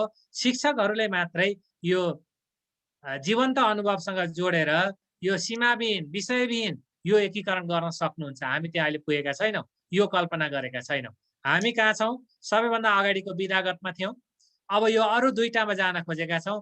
किन फेरि यो अन्तिमतिर नगएको भन्न सक्नु होला? हामी त नेपाली पढाउने, अंग्रेजी पढाउने भनेर चिनिएका छौँ। अभिभावकले यसरी चिन्नुहुन्छ, स्कुलले यसरी चिन्छ, युनिभर्सिटीले यसै गरेर तयारी गरिदिएको छ। हामी त्यो विषय छोडेर अलिक माथि जान सक्ने अवस्थामा अहिले छैनौँ। क्रमशः एक खुड्किलो माथितिर चढ्ने हो। 8-10 वर्षपछि पुगिसकेपछि तल्ला कक्षामा त विषय चाहिने रहेन रहेछ, अब विषयविहीन अवस्थामा हामी सिकाउँछौँ भन्ने अवस्थामा हामी पुग्नेछौँ। त्यो बेलामा यो पाठ्यक्रम परिवर्तन होला। अहिलेको लागि चाहिँ हामीले यो संसारमा प्रयोग भएका 4वटा मोडल मध्ये सुरुको मोडलमा हामी अभ्यस्त, दोस्रो र तेस्रो मोडलमा जान खोजेका छौँ। मैले यति भने। केही प्रश्नहरू हजुरहरुका भएदेखि टिप्दै गर्नु होला। अब यस पछाडि यसले के गर्छ त? एकीकृत पाठ्यक्रम ल्याउन दिने भनेको राष्ट्रिय पाठ्यक्रम प्रारूप 2076 हो। यसले हामीलाई एकीकृत पाठ्यक्रममा जाऊ भन्यो। त्यसले हामीलाई के भनेको छ भन्दा एकीकृत पाठ्यक्रमले ज्ञान र सिपलाई एक ठाउँमा ल्याऊ, जोडा, ज्ञान र सिकाइ प्रक्रियालाई जोडा। मैले केही कुरा भन्छु है यसमा। ज्ञान र सिपलाई सँगै ल्याऊ भनेपछि सिप ल्याउनको लागि क्रियाकलाप गर्नुपर्छ। ज्ञान र सिकाइ प्रक्रिया जोडा भने ज्ञान आर्जन गर्नको लागि सिकारू सक्रिय हुनुपर्छ। संज्ञानात्मक र प्रभावी क्षेत्रलाई जोडा भनेको संज्ञानात्मक ज्ञानसँग सम्बन्धित हुन्छ, प्रभावित भनेको कामसँग सम्बन्धित हुन्छ, कार्यसँग जोडा। सिकेको कुरालाई कार्यमा लैजाऊ, ज्ञान र आचरणलाई जोडिदेऊ। र विद्यालयभित्रको सिकाइ र विद्यार्थीको वास्तविक सिकाइ, वास्तविक सिकाइ चाहिँ घरमा हुन्छ अथवा समुदायमा हुन्छ। विद्यालयभित्रको सिकाइ चाहिँ वास्तविक सिकाइ भइसकेको छैन, त्यो वास्तविक सिकाइलाई सँग जोड्देऊ। फरक विषय क्षेत्रहरू आएका हुन्छन्, त्यो अन्तर सम्बन्धित विषय क्षेत्र भए पनि तिनीहरूको एकीकरण गर। यहाँ 5वटा काम छन्। यो 5वटा काम गर्ने गरी पाठ्यक्रम निर्माताले त्यही काम गर, कक्षा कोठामा पनि यही गर भनेर भनिएको छ हाम्रो राष्ट्रिय पाठ्यक्रम प्रारूपले भनेको कुरा। अर्को कुरा के भन्छ भने प्रारम्भिक बाल शिक्षाको पाठ्यक्रम एकीकृत सिद्धान्तका आधारमा विकास गरिनेछ भन्ने छ। प्रारम्भिक बाल शिक्षा भनेको कक्षा 1 देखि तलको। अघि महानिर्देशकज्यूले भन्नुभएको थियो यसको अभ्यास हामीले पहिले गरेका थियौँ तर औपचारिक रूपमा थिएन। अहिले औपचारिक रूपमा नै 1 कक्षा भन्दा तलको 1 वर्षको सिकाइ एकीकृत रूपमा हुन्छ, त्यसमा विषय हुँदैनन्। कक्षा 1 देखि 3 को पाठ्यक्रम पनि विषयगत पहिचान चाहिँ हुने गरी तर एकीकृत सिद्धान्तका आधारमा गर भनेको छ। विषयगत पहिचान राख, नेपाली अंग्रेजी अहिलेलाई राख, तर त्यो भित्र एकीकरण गर भनेर यो म्यान्डेट दिएको छ। अर्को पृथक पहिचानलाई मात्र ध्यान नदेऊ, समष्टिगत सिकाइ उपलब्धिलाई व्यवस्थापन गर भन्छ। पृथक पहिचान भनेको विषयगत पहिचानलाई चाहिँ दोस्रो प्राथमिकतामा राखेर पहिलो प्राथमिकता चाहिँ समष्टिगत सिकाइ उपलब्धि भनेको समग्रमा विद्यार्थीले के सिक्यो, खुट्टा पनि चलायो, हात पनि चलायो, दिमाग पनि चलायो, सबै मिलाएर गएर चाहिँ युद्ध जित्यो, दौड जित्यो, दौड जितेर फर्स्ट भयो। त्यतिखेर के खुट्टाले जित्या हो अथवा हातले जित्या हो अथवा दिमागले जित्या हो अथवा त्यो सडकले जित्या हो, केले जितेको होला भने हामी समग्रमा जितियो भन्छौँ नि। त्यसै गरेर नेपाली अंग्रेजी गणित विज्ञान सबैबाट विद्यार्थीले सिकेको हो भन्नेतिर अब विस्तारित जाउँ। यसो भनौँ, यसरी पाठ्यक्रम बनाऊ भन्ने यो म्यान्डेट थियो। त्यही अनुसार बनाइयो। अब अर्को कुरा यसमा के छ भने आधारभूत तहको पाठ्यक्रममा व्यवहार कुशल सिपहरू भनेर राखेको छ। यसमा 5 वटा क्षेत्रका 29 वटा व्यवहार कुशल सिपहरूलाई राखिएको छ। यो पनि एउटा नौलो अवधारणा छ। प्रत्येक विषयभित्र व्यवहार कुशल सिप भनेर राखिएको छ। के हो व्यवहार कुशल सिप? साधारण उदाहरण भन्छु एउटा, अलि जटिल भन्नु परे पनि भन्छु। तपाईँ शिक्षक साथीहरू विद्यार्थीको अगाडि जाँदै हुनुहुन्छ, हात हल्लाउँदै हल्लाउँदै गफ गर्दै मजासँग जानुहुन्छ। विद्यार्थी परबाट हात जोडेर तपाईँलाई नमस्कार गर्न आइरहेको हुन्छ, उस्तै परे बाटो छोड्छ, छेउतिर बस्छ। तपाईँभन्दा सानो छ, त्यसैले उसले आचरण सिकेको छ, नमस्कार गर्दै गएको छ तपाईँलाई। तपाईँको शिक्षक आउनुभयो भने तपाईँ पनि त्यसै गर्नुहुन्छ। अब सोचौँ एकछिन, हामी शिक्षकहरूले त्यो विद्यार्थीलाई नमस्कार गरेर कहिलेकाहीँ सिकायौँ कि सिकाएनौँ? ए त भन् भन्यो कि उसले त भन् भनेर तपाईँले सिकाउनु भयो भने कक्षा 1-3 का विद्यार्थीलाई तपाईँलाई पनि तपाईँलाई त नै भन्छ। अगाडि भन्न नसके पनि पछाडि त नै भन्छ नि त। हामीले सिकाउनु त पर्ने रहेछ नि, हाम्रो व्यवहारमा त चाहिने रहेछ नि। कुनै दिन विद्यार्थीलाई तपाईँ भनेको छैन, उसले चाहिँ तपाईँलाई किन तपाईँ भन्नु पर्यो? त भन्ने भइगयो नि। त्यसैले ओ गीता मिस आयो भित्र पसौँ भन्छन् विद्यार्थी। त नै भन्न सिके हामीले नसिकाएर हो नि त। यो व्यवहार कुशल सिप भन्ने त हामीले गरेको हाम्रो व्यवहारबाट चाहिँ विद्यार्थीले सिक्ने कुरा हो। र कुनै मूल सिप सिक्नुभन्दा अगाडि आवश्यक पर्ने कुरा के हुन्? कुनै मूल सिप सिक्दैछौँ हामी, त्योभन्दा अगाडि नै आवश्यक पर्ने कुराहरू के हुन्? त्यो कुरा स्वयं सिकारुले सिक्नुपर्छ। त्यसको वातावरण बनाइदिने काम तल्ला कक्षाबाट गर्नु पर्यो। माथि गइसकेपछि त गाह्रो हुन्छ। त्यसैले व्यवहार कुशल तलै छन्। सञ्चार सिप राखेको छ, वैयक्तिक सिप राखेको छ, अन्तर्वैयक्तिक सिप भनेर राखेको छ। त्यो साक्षरताको सन्दर्भमा बहुसाक्षरता सिप भनेर राखिएको छ र नागरिक सिप भनेर राखेको छ। यो 5 वटा क्षेत्रका 29 वटा सिपहरू कक्षा 1, 2, 3 का विद्यार्थीहरूले जानुन्। ठुलो मान्छे भएदेखि हात जोडुन् न, हाम्रो त्यही हो कल्चर। ठुला मान्छेलाई सहयोग गरून् र अर्कोको कल्चर, अर्कोको धर्म, अर्कोको संस्कारको बारेमा पनि जानकार हुन्। एकअर्कामा नधकाइकन बोल्न सिकुन्, कुनै कुरा सोचेर भन्न सिकुन्, मान्छे भेट्दाखेरि राम्रो भाषा प्रयोग गरेर बोल्न सिकुन्। यो कुरा हामीले चाहिँ हाम्रा व्यवहारबाट, हाम्रा क्रियाकलापबाट सिकाउनु पर्छ भनेर राखिएको छ। अर्को अन्तर्विषयक बहुविषयक थिमहरू, जस्तासुकै थिम भए पनि यो दुईटा थिम, एउटा अन्तर्विषयक र एउटा बहुविषयक भनेर राखिएको छ। यसको एकीकरण गर्ने भनेर पाठ्यक्रम बनाइएको छ। अर्को यो सृजनात्मक कला आदि विज्ञान वातावरण सिकाउने बेलामा अन्तर्विषयक ढाँचा छ। यो हाम्रो सेरोफेरो नेपाली, अङ्ग्रेजी भाषा, गणित भाषा यी सबैमा जाने बहुविषयक ढाँचा छ, सबैमा गएका। पछिल्लो स्लाइडमा म भन्छु। तर यी सबै प्रकारका ढाँचा भए पनि अहिलेको पाठ्यक्रमले केमा जोड दिन्छ भन्दा विद्यार्थीको सहभागितालाई पहिलो प्राथमिकता राख्नु पर्यो। 1 नम्बर, विद्यार्थीले काम गरेर सिक्नु पर्यो। तपाईँले यति धेरै कार्यकलाप गर्नु पर्यो कि कक्षा 1 मा नै हामीले 400 वटा कार्यकलाप गराउनु पर्ने भनेर एउटा विषयमा राखेका छौँ। 1 वर्षभित्रमा 400 वटा कार्य सक्छ भन्नु होला, तर सक्छन्। साना साना कार्यकलापहरूमा विभाजन गरिएको छ। ती प्रत्येकमा उनीहरू सहभागी हुनुपर्छ। अनि विद्यार्थीले केही न केही कुरा खोजेर लेख्नु पर्यो। अब हामी के भन्दा रहेछौँ भने सबै कुरा मैले जानेको छ उसलाई सिकाउनु पर्छ, लेख्न पनि मैले सिकाउनु पर्छ, बोल्न पनि मैले सिकाउनु पर्छ। उसलाई अवसर दियो भने विद्यार्थीले आफै पो सिक्छ कि त्यो अवसर पनि दिनुपर्छ भन्ने कुरा यो पक्षलाई जोड दिएको छ एकीकृत पाठ्यक्रमले। अब यो चाहिँ थिमहरूमा मैले अघि 19 वटा थिम भनेको थिएँ तपाईँहरूसँग। यी 19 मध्ये 4 वटा थिमहरू सबै विषयमा जान्छन्। म र मेरो परिवार, मेरो दैनिक जीवन, हाम्रो विद्यालय, सूचना प्रविधि र बजार भन्ने 4 वटा विषयमा छन्। अब यो भनेको के हो भने नेपाली पढाउनु भयो, तपाईँहरूको कक्षा शिक्षण छ भने त एउटै शिक्षकले पढाउनुहुन्छ, यो मिल्ने विषयसँगै पढाइरह्यो भयो। विषय शिक्षण छ भने पनि नेपाली पढाउने शिक्षक जानुभयो, म र मेरो परिवार पढाउनुभयो। उहाँले पढाएका कुराहरू त्यो अब अर्को चाहिँ हाम्रो सेरोफेरो भन्ने शिक्षकले पढाउनु पर्नेसँग आधा जति अघि पढाइसकेका हुन्छ। अब हाम्रो सेरोफेरोको शिक्षक जानुहुन्छ, उहाँले चाहिँ त्यो सामाजिक विषयवस्तुलाई केन्द्रित गर्नुहुन्छ र सिकाउनुहुन्छ, तर नेपालीमा पढेका कुराहरू त्यहाँ अघि दोहोरिन्छन्, अघि सहयोग गरेको हुन्छ। धेरै कुराहरू गणितमा जानुहुन्छ, त्यहाँ अघि दोहोरिएका हुन्छन्। त्यसकारण हामीले गराउने क्रियाकलाप, हामीले प्रयोग गरेका चित्रहरू, हामीले प्रयोग गरेका श्रव्य दृश्य सामग्रीहरू, यो 4 वटा शीर्षकहरूमा एकले अर्कालाई पूर्ण रूपमा सहयोग गरिरहेका हुन्छन्। विद्यार्थीलाई सिक्न सहयोग हुन्छ, पटक पटक अभ्यास गर्ने कुरा हुन्छ। तपाईँहरूसँग एउटा सैद्धान्तिक कुरा पनि भनौँ, हामी प्रत्येक मान्छेले प्रत्येक काम गर्नको लागि न्यूनतम 6 पटक अभ्यास गरेपछि मात्रै त्यो बानी हुन्छ, ह्याबिट हुन्छ। उदाहरणका लागि भात खानु पर्यो, भात खान हामीले सानो बच्चामा सिकाएकै हो। 6 पटक न्यूनतम अभ्यास नगरिकन मान्छेले सही तरिकाले भातै खान सिक्दैन। र हामीले पढ्ने कुरामा पनि तपाईँले न्यूनतम 6 पटक अभ्यास गराउनु भएन भने उसको ह्याबिट हुँदैन, दिमागमा छापै बस्या हुँदैन सबै कुरा। त्यो अभ्यास गराइसकेपछि चाहिएको बेलामा विद्यार्थीले निकालेर प्रयोग गर्छ। त्यसकारण अभ्यास सबभन्दा बढी गराउनु पर्ने, त्यो अभ्यास गराउनको लागि यी थिमहरूले सहयोग गर्छन्। अरू 4वटा थिम 3टा विषयमा मात्रै छन्। किन 3टामा राखेको भन्यो भने चौथो विषयमा यसलाई प्राथमिकतामा राख्नु आवश्यकता मानिएन। 3टामा राख्दा पुग्छ, चौथोमा चाहिँ हामीले सिकेका छौँ भन्ने कुरा हुनसक्छ। अब कुनै दुईवटा थिम चाहिँ फेरि 2 विषयमा मात्रै गएका थिमहरू पनि छन्। जस्तो यहाँ जस्तो बानी र रुचि भन्ने छ, हाम्रो सेरोफेरो र गणितमा राखिएको छैन, नेपालीमा र अङ्ग्रेजीमा राखेको छ। किनभने यसमा चाहिँ अलिकति महत्त्वपूर्ण छ, यहाँ राख्नुपर्छ भनेर सोचियो। अरू विषयमा राख्दै नराखेको पढाउनै हुँदैन भनेको होइन। कतिपय थिमहरू 9वटा थिम चाहिँ आफ्नै विषयमा मात्रै छन्। जस्तो चरा र जनावरका नाम अङ्ग्रेजीमा मात्रै राखिएको छ, नेपालीमा चाहिँ पढ्नु पर्दैन। चरा र जनावरको नाम भन्नु होला। फलफुल र तरकारीको नाम नेपालीमा पढ्नु पर्दैन भन्नु होला। तर हाम्रा अधिकांश विद्यार्थीहरूले हामीले प्रयोग गर्ने फलफुल र तरकारी, चराका नाम, जनावरका नाम नेपालीमा वा मातृभाषामा चाहिँ घरमै सिकिसकेका छन्।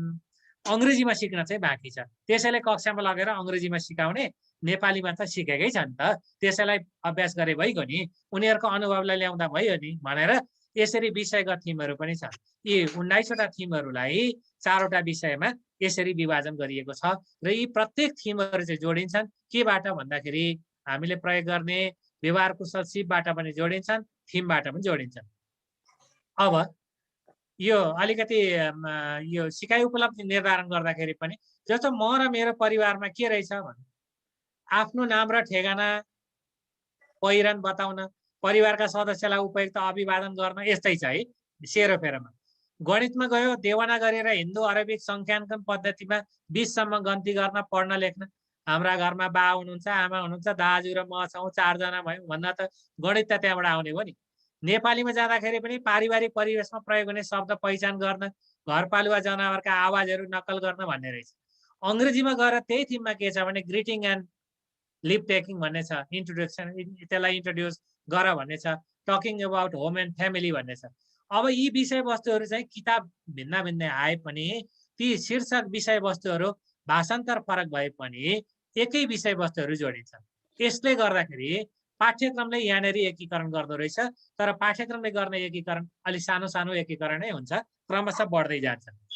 अब जस्तो यसमा के मानिएको छ भन्दा एकीकरणका धेरै विकल्पमध्ये विषय क्षेत्रलाई मूल सूत्र मानिएको छ। यसमा थिमलाई, विषय क्षेत्रलाई थिमले एकीकरण गर्छ भनेको हामीले सिकाउने एक विषयवस्तु के रहेछ भन्दा म र मेरो परिवार रहेछ, यसले 4वटा विषयलाई ठ्याक्कै जोड्छ। कुनैले 3टा विषयलाई जोड्छ, कुनैले 2टा विषयलाई जोड्छ, यस्तो रहेछ। अर्को कुरा, यो पाठ्यक्रम विद्यालय, समुदाय र घरमा कार्यान्वयन हुन्छ।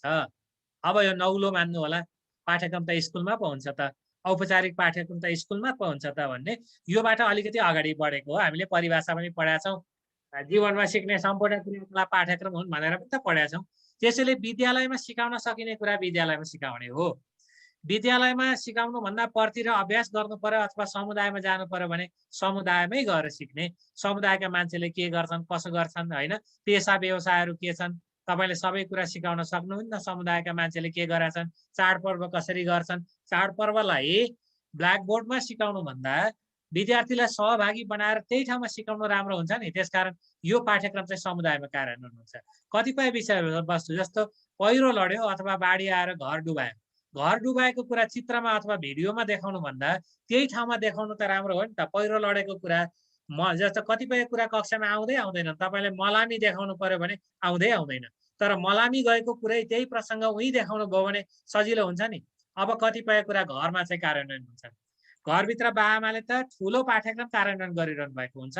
पानी तताउँदाखेरि कित्लीको बेरको ढक ढक ढक ढक बजिरहेको हुन्छ, त्यहाँ के त्यो विज्ञानको एउटा सिद्धान्त कार्यान्वयन भएन र, ऊर्ध्वपातन त्यहाँ छैन र, ढिकी कुटिरहेको हुनुहुन्छ त्यहाँ छैन र, इनारबाट पानी झिकिरहँदाखेरि पुल्लीको प्रयोग भएको छैन र, हलो जोत्दाखेरि त्यहाँ विज्ञान प्रयोग भएको छैन र, अथवा समाज प्रयोग भएको छैन र, भाइको न्वारन गरेको हेरेर दिदी दाजुले न्वारन सम्बन्धी एउटा जान्दैनन् र, त्यो कुरा त स्कुलमा शिक्षकले सिकाउनु भन्दा घरैमा सिकाउनु राम्रो हुन्छ।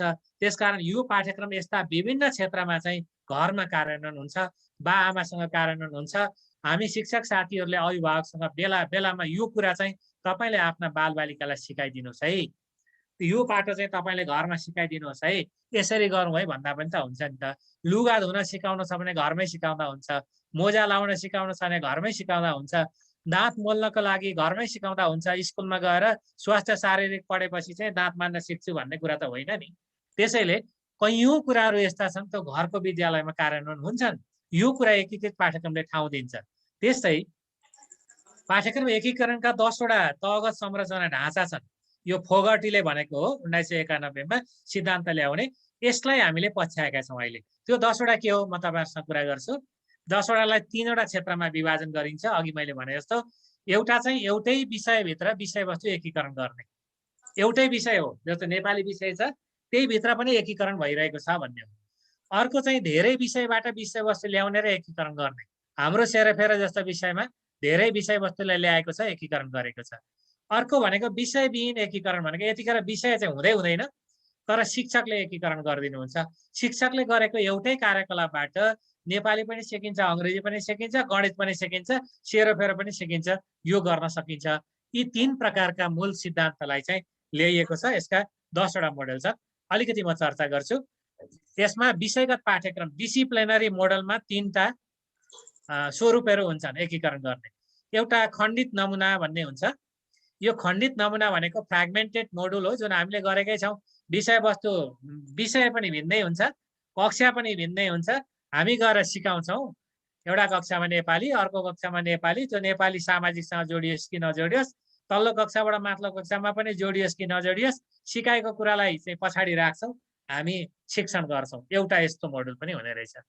अर्को जोडिएको नमुना भन्छ, यो चाहिँ लम्बीय र क्षितिजीय सन्तुलन भनेर हेर्छौँ हामी। तल्ला कक्षा र माथिल्ला कक्षाको विषयवस्तुमा माथिल्लो कक्षाको अलिक जटिल छ भनेर हेर्छौँ एउटा।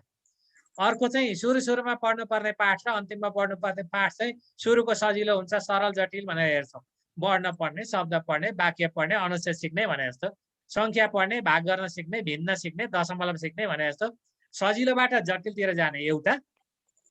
तल्लो कक्षा र माथिल्लो कक्षाको विषयवस्तु हेर्ने अर्को। दोस्रो नमुना यस्तो हुन्छ। तेस्रो नमुना भनेको अन्तर्निर्भरता भने।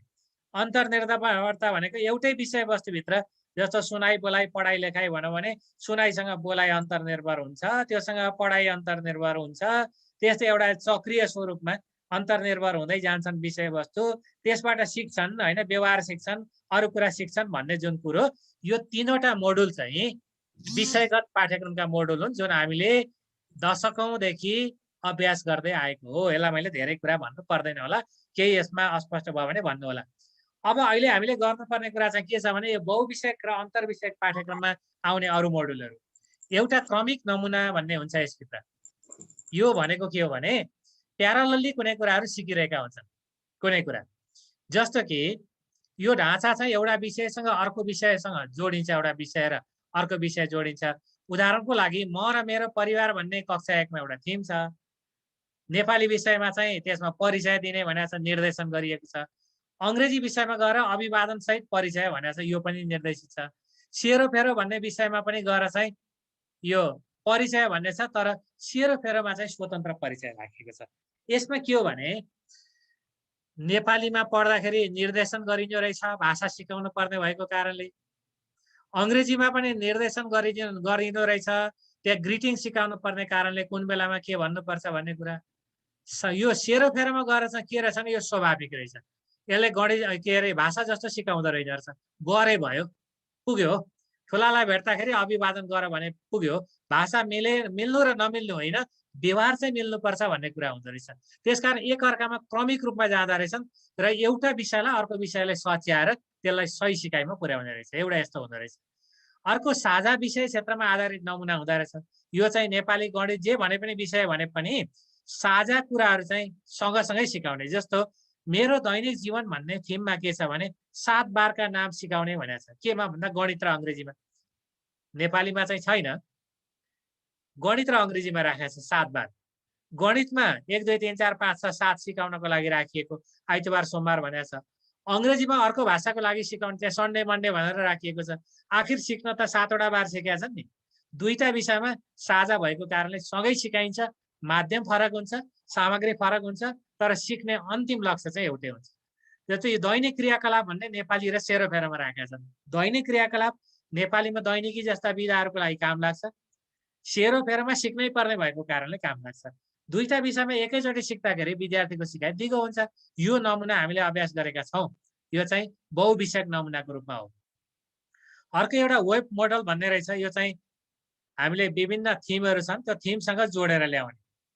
यसमा यो कग्नेटिभ नलेज, संज्ञानलाई जोडेर ल्याउने, सिकाइलाई जोडेर ल्याउने। जस्तो यो 4वटा थिमहरू छन् नि, थिमले जोड्ने भयो। म र मेरो परिवार, मेरो दैनिक जीवन, हाम्रो विद्यालय, सूचना प्रविधि र बजार भन्ने यी थिमहरू चाहिँ 4वटा विषयमा जोडिएका छन्। यिनीहरूको अन्तिम लक्ष्य एउटै छ, तर विषय भिन्न भिन्नै छन्। विषयवस्तु झन्डै झन्डै मिल्ने खालका विषयवस्तु आउँछन्, सिक्नुपर्ने क्षेत्र फरक छ। यो चाहिँ के हो भने 4वटा बाटो एकै ठाउँमा आएर जोडिन्छन्। एक ठाउँबाट फाटेर 4वटा बाटो हुने होइन, 4वटा बाटो एकै ठाउँमा आएर जोडिन्छन् अनि मूल बाटोमा मिसिन्छ। यो कन्सेप्ट रहेछ वेब मोडल भनेको। भिन्न भिन्नै विषय सिकेको भए पनि कुनै ठाउँमा पुगिसकेपछि तिनीहरू जोडिन्छन् र जोडिएर एउटै भएर अगाडि बढ्छन्। यस प्रकारका कार्यकलाप गराउनु पर्यो। यो चाहिँ अडियो भिजुअल सामग्री प्रयोग गर्दाखेरि, चित्रहरू प्रयोग गर्दाखेरि र हामीले प्रयोग गर्ने लिखित सामग्री प्रयोग गर्दाखेरि जोडिन्छ।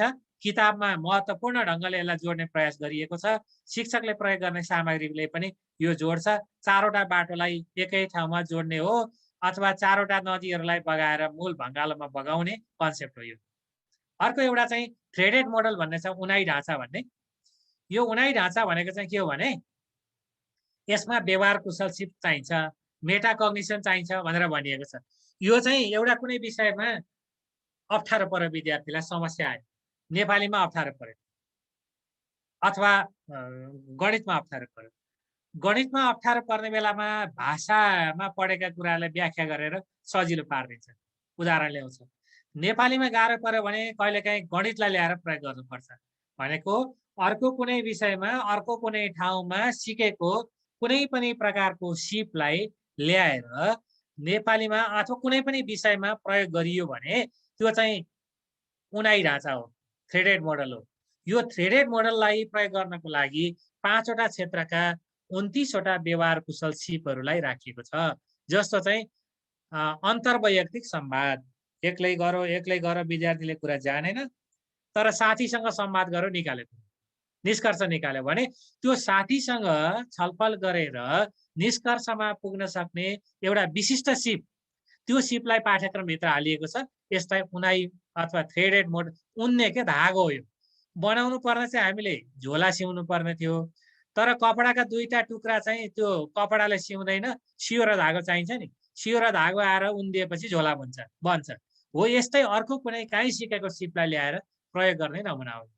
अर्को चाहिँ यो एकीकृत र अन्तर्विषयक नमुना भनेको चाहिँ कतिपय मिल्ने विषयवस्तुहरूलाई सँगै सिकाइदिने, नमिल्ने विषयवस्तुहरू छन् भने त्यसलाई भिन्न सिकाउने, साझा विषयवस्तुहरूलाई एकै ठाउँमा सिकाउने र एकै ठाउँमा ल्याएर चाहिँ भन्ने। जस्तो मैले अघि चियाको उदाहरण भने, हामी सबै के भन्छौँ भन्दाखेरि धान रोप्ने भन्छौँ।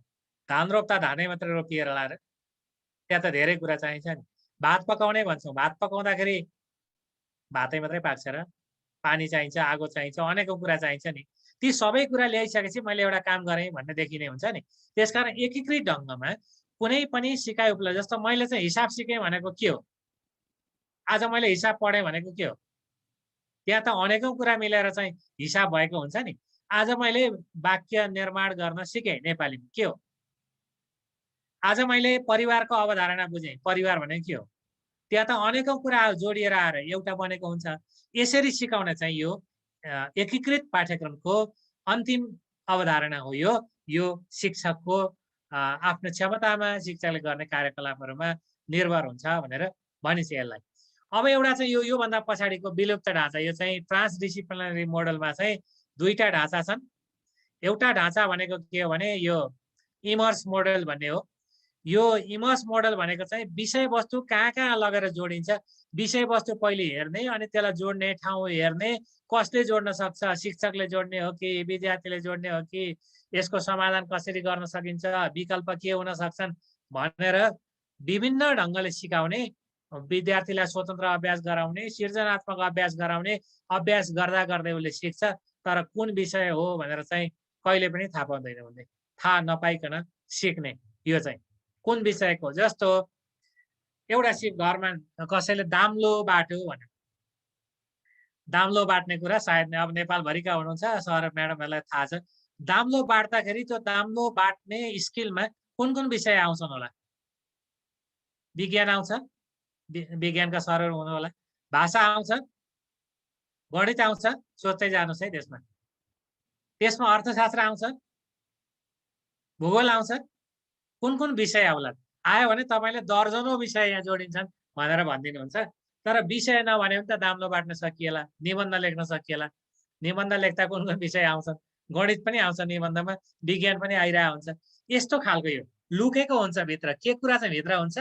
अघि मैले भनेको थिएँ नि, मोही पार्दाखेरि ठेकीमा मोही पार्दा ठेकी देखिन्छ, मदानी देखिन्छ, सबै कुरा देखिन्छ, अनि त्यसको निस्किने प्रोडक्ट पनि देखिन्छ, नौनी पनि देखिन्छ, मोही पनि देखिन्छ। नदेखिने कुरा चाहिँ पानी छ। त्यो पानी नभइकन कहिल्यै पनि घिउ आउँदैन, कहिल्यै पनि नौनी आउँदैन। यो विलुप्त मोडल भनेको चाहिँ ती लुकेका कुराहरू अत्यन्त महत्त्वपूर्ण हुन्छन्। यो लुकेका कुराहरू चाहिँ सिकाउनु पर्छ, सिक्नुपर्छ, विद्यार्थीले त्यो हासिल गर्नुपर्छ भन्नेमा पुग्छ। यो चाहिँ शिक्षकले गराउने क्रियाकलापमा निर्देशित हुन्छ। अर्को यो सञ्जालमा आधारित एउटा नेटवर्क मोडल भनेर भनिएको छ। यो नेटवर्क मोडल भनेको चाहिँ के हो भने सिक्ने कुराको आफै सञ्जाल हुन्छ अरे। केबाट के जोडिन्छ, केबाट के जोडिन्छ भन्ने कुरा विद्यार्थीले अभ्यास गर्दै गएपछि यो सञ्जाल विकास हुन्छ। यो सञ्जाल विकास गर्ने चाहिँ के हुन्छ भने सिकाइको तेस्रो चरणमा गएपछि मात्रै यो सञ्जाल जोडिन्छ। सिकाइको तेस्रो चरण भनेको के हो भन्नु होला? सिकाइको पहिलो चरण भनेको विषयवस्तु सिकाउनु हो, कन्टेन्ट सिकाउनु पर्ने, वाट इज भनेर सिकाउने हो। शिक्षक साथीहरू, यो के हो भनेर सिकाउने हो, जुन तपाईँले कहिले के भन्दै सक्नुहुन्न। रङ भनेको के हो भनेर मैले सोधेँ भने रातभरि तपाईँले घोकेर पढेर भन्नुहोस्, मलाई उत्तर दिन सक्नुहुन्न। पानी भनेको के हो, यसको उत्तर कसैले भन्न सक्नुहुन्छ भने अहिले भन्नुहोस्, तपाईँले मलाई बुझाउनै सक्नुहुन्छ। यस्तो कुराहरू हुन्छ, त्यो कन्टेन्ट मात्रै भयो। दोस्रो स्तरको सिकाइ हुन्छ लजिक। लजिक भनेको के हो भने तर्क भयो। तर्कले खारेपछि अघि हामीले भन्न नसकेका कुराहरूलाई अब भन्न सक्छौँ। तपाईँले रातो भनेको, रङ भनेको रातो हो नि भन्नुभयो भने रातो त क्लासिफिकेसन हो। क्लासिफिकेसनको सिकाइ भनेको जहिले पनि सेकेन्ड स्टेप हो। तपाईँले रङ भनेको के हो चाहिँ भन्न सक्नुहुन्न रातो निलो नभनिकन। अब सेकेन्ड सिकेपछि रातो यस्तो यस्तो यस्तो भन्दै अझ ल्याउनु भने रङै ल्याएर देखाएर यस्तै कुरा हो भनेर भन्न सक्नुहुन्छ। तेस्रो स्टेपको सिकाइ भनेको सेल्फ एक्चुअलाइजेसन भनिन्छ अथवा प्रोसेस लर्निङ भनिन्छ। जब विद्यार्थीले तेस्रो स्तरको सिकाइमा पुग्छ त्यतिखेर विद्यार्थीले आफै सञ्जाल निर्माण गर्छ, कुन कुरा कहाँ जोडिन्छ, कता जोडिन्छ भन्ने कुरा निर्माण गर्छ। त्यतिखेर विद्यार्थीलाई विषयवस्तु के अरे विषय चाहिँदैन, विषयवस्तु भए पुग्छ। यदि हामी शिक्षकहरूले पनि तेस्रो स्तरको सिकाइका लागि कार्यकलाप गर्न सक्यौँ भने विषयविहीनताको अवस्था आउँछ। यो एकीकरणको अन्तिम अवस्था हो। यसमा जाने कल्पना अहिले हामीले गरेका छैनौँ। यो धेरै वर्ष पछाडि होला, हुन चाहिँ त्यतिखेर यस्तो हुन्छ भन्ने सोच रहेछ। अब अलिकति कुरा गर्छु म अहिले यो पाठ्यक्रम कार्यान्वयन गर्ने बेलामा के गरिएको छ, थोरै कुरा गर्छु अनि सरहरूसँग अन्तर्क्रिया गरौँला। मैले सानो कुरा देखाएँ, यो पाठ्यक्रमको अंश मलाई तान्न यहाँ सजिलो भयो। मैले नेपाली विषयको तानेको छु, अरू विषयमा पनि यस्तै छ। यसमा तपाईँले 4, 3, 2, 1 लेखेको देख्नुहुन्छ। यो के हो भने विद्यार्थीले कुराकानी गर्दाखेरि कुराकानीका 4वटा लेभल हुन्छन् भनेर भनिएको हो। अरू विषयमा पनि यस्तै छ, मैले उदाहरणको लागि मात्र ल्याएको हो। यो जस्तै यसमा के भन्छ भने श्रव्य दृश्य सामग्रीको अनुकरण गरेर कुराकानी गर्यो। श्रव्य एउटा सुन्यो, म घर जान्छु भनेको छ, उसले पनि म घर जान्छु भनेर कपी गर्यो भने यो तल्लो तहको सिकाइ भयो। यसलाई विद्यार्थीले सिकेको छैन नभन्नु होला। यसलाई परिभाषा गरिएको छ बिलो बेसिक। बिलो बेसिक भनेको सिक्नुपर्ने कुराभन्दा विद्यार्थी तल छ। तपाईँले कक्षामा गराएका कार्यकलाप हेरेर एकीकृत पाठ्यक्रमको कार्यान्वयन गर्ने बेलामा विद्यार्थीलाई 4 लेभलमा विभाजन गर्नुपर्छ। उनीहरूलाई भन्नु त परेन, नभनिकन 4 लेभलमा विभाजन गर्ने। दोस्रो भनेको के हो भने विषयवस्तु र अनुभव जोडेर कुराकानी गर्यो भने 2 भने विषयवस्तु पनि जान बुझ्यो अनि आफ्नो अनुभव पनि जोडेर भन्यो। अलिकति फरक हुन्छ सुने भन्दा। यो 2 भनेको चाहिँ बेसिक। बेसिक भनेको सिक्नुपर्ने आधारभूत कुराहरू विद्यार्थीले सिके भनेको, थोरै कुरा सिके भनेको। अब विषयवस्तु पनि जोडे, अनुभव पनि जोडे, अनुमान पनि जोडेर कुराकानी गरिदियो उसले, यो भयो भने 3। यो भनेको चाहिँ प्रोफिसिएन्ट भनेको छ। प्रोफिसिएन्ट भनेको यो तहमा विद्यार्थीले जान्नुपर्ने कुरा चाहिँ उसले जाने बुझ्यो। अब चौथो चाहिँ विषयवस्तु पनि जोड्यो, अनुभव पनि जोड्यो, अनुमान पनि जोड्यो, पात्र घटना आदि पनि बतायो, अनि उसले कुरा गर्यो भने एडभान्स भनिएको छ यसलाई, यो चौथो तहको। अब हाम्रो काम के हो भने